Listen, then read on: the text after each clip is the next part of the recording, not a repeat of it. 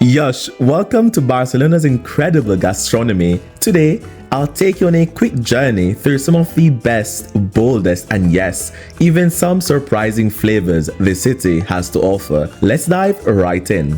First up, sangria. A delicious fruity drink that's refreshing and full of flavor. I'm not a huge fan of alcohol, but I'd give this a solid 7.5 out of 10. Then, we tried escalivada. It's a classic Catalan dish with roasted vegetables on crunchy bread, drizzled in olive oil and topped with anchovies. The bread was amazing, 9 out of 10. But the anchovies? That's an acquired taste. It reminded me a bit of herring, which is also quite unique. So for the full dish, I'd go with a 5 out of 10. Now, onto the tortilla de patatas con cebolla, a delicious savory potato and egg tortilla, common in Catalonia and full of flavor. Easy, 9 out of 10. For dessert, we had crema catalana, the Spanish cousin of creme brulee.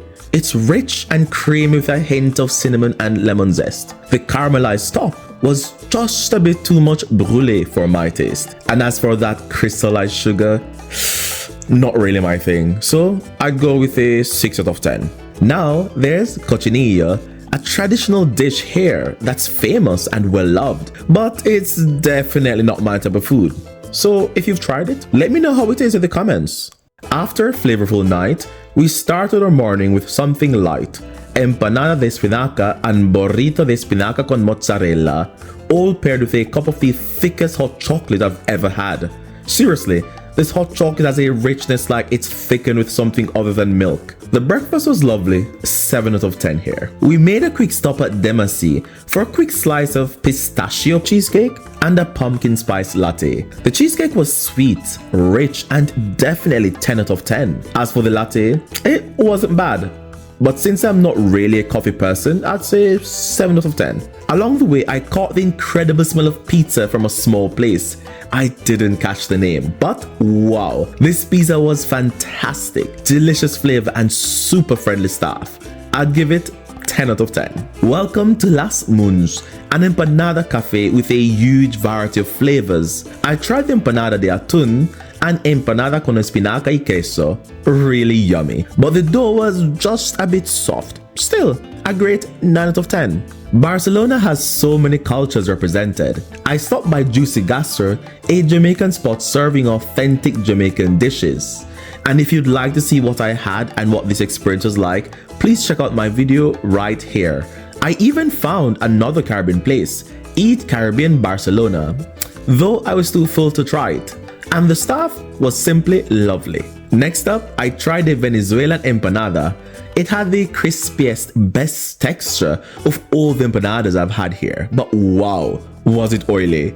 If you're not afraid of a little oil, this is the one just for you. Finally, for a sweet ending, I had torta de tres leches, a light spongy cake soaked in 3 kinds of milk. Just amazing. Definitely 9 out of 10. Now, after all that, let's go a little healthier with a salad. This one had spinach, walnuts, fig cubes, and a bit of goat cheese, which I had to remove. The figs added a sweet touch, and it was perfect without the goat cheese. Easy, 10 out of 10. For the next course, bacalao con judías blancas, or salted cod with white beans. A bit rustic, hearty, though a little cold for me, so 6.5 out of 10. Then there was cannelloni de queso, creamy with lots of cheese, but a bit lacking in salt. Once I added some, it was close to perfect. 9.5 out of 10. And to wrap it all up, we finished with the postre del dia, an ice cream biscuit, I think. It was great, though strangely not quite sweet enough for my taste, but still a solid 9 out of 10. So that's a quick dive into Barcelona's food scene. Honestly, there was so much more I tried, and there's even more I couldn't fit into this video. Barcelona's food is as rich and diverse as its culture, and if you visit, I promise you'll find something to love. Thanks for watching, and don't forget to like, subscribe, and share, and let me know in the comments which dishes you'd try or which ones you'd skip. See you next time. Ciao.